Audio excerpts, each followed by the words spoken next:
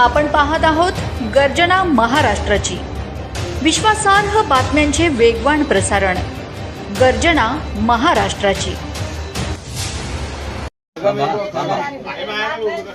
बाकी बोला का आधी आहे ना, तुमचं नाव सांगा। मी अशोक गिरी, माजी नगरसेवक साक्री, भटके उमुक्त हक्क परिषद उत्तर महाराष्ट्र शिवसेना संपर्क प्रमुख। इथं पिंपळनेर इथं घोडेमाल इथं माझ्या भाषाची मुलीचं लग्न होता। विजू गोसावी त्याची मुलीचं लग्न होता। त्यांनी पत्रिका दिली। मुलगी पिंपळनेरची मुलगी सोनगडला दिलेली आहे। तर सोनगडला दिलेली आहे तर सोनगडवाल्यांचे जरा वागणूक, त्यांचे जे ना राहणीमान सर्व आहे ना, ते लोकांना कोणाला बी भांडतात। तर त्यांनी स्टेटस टाकला की पिंपळनेर लग्नामध्ये 18 तारीख, 19 तारीख आणि 20 तारीख ह्या तारखेला आम्ही तुम्हाला काय आहे आमचा दाखवू आणि तुमचं काय अस्तित्व आहे ते संपू। तर मी रात्री मुंबईला होतो। मुंबईहून येताना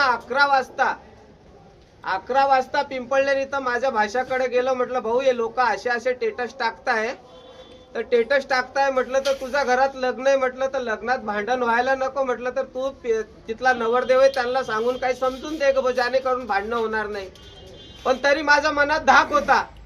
माझ्या मनात धाक असताना म्हणे मामा म्हणे तसं काय होणार नाही, तुम्ही या बिंदास म्हणे, आज साखरपुडा आहे म्हणे, रात्री हळदी आणि उद्याचं लग्न आहे म्हणे, तुम्ही आता म्हटलं बघा। तरी मी जयू अण्णाला सोबत घेतला।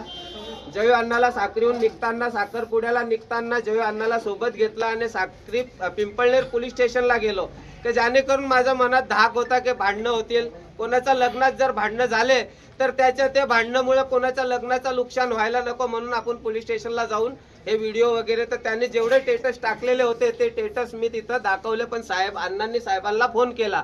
अण्णांनी साहेबांना फोन केला असताना साहेब आज शिवजयंती, छत्रपती शिवजयंती असल्यामुळं साहेब कार्यक्रमाला होते। तर अण्णा बोलले भाऊ म्हणे एक काम करू, आपण संध्याकाळी म्हणे तिथं जाऊ म्हणे आणि साहेबांशी भेटून घेऊ। आता म्हणे ते नवरीवाल्याच्या बापाला भेटून येऊन जात। आम्ही तिथं भेटायला गेले तर ऑलरेडी ते तिथं आलेलेच होते, चक्कू वगैरे घेऊन खिशातून सर्व। जसे आम्ही गेलो, बसायला गेलो, तिथं बोलायला गेलो, तर बोलताना आम्ही बोललो म्हटलं भाऊ असे स्टेटस का बरं ठेवता, कोणाचं लग्न होऊ द्या असं तसं। त्यांनी मागं पुढं विचार केलाच नाही। माझा भाऊ आहे, माझ्यापेक्षा लहान सुरेश गिरी, सुपडूगिरी गोसावी, त्याला डायरेक्ट मारून टाकला। जेव्हा त्याच्यावर सुटलं तर तिथं देवेंद्र ज्ञानेश्वर पवार गेला, त्याला बी घाव मारला। सुरेश गिरीचा पोरगा गेला, त्याला बी घाव मारला। सुरेश गिरीचा भाषा गेला सागर गोसावी, त्याला बी घाव मारला आणि माझा पोरगा गेला, त्याला बी घाव मारला। त्या लोकांनी प्लॅन वाईज हे घटना घडवली आहे। या सूचना नक्की कळवा। बातम्या व जाहिरातींसाठी संपर्क करा। आपल्या चॅनलला लाईक करा, सबस्क्राईब करा। पाहत रहा गर्जना महाराष्ट्राची, विश्वासार्ह बातम्यांचे वेगवान प्रसारण। गर्जना महाराष्ट्राची।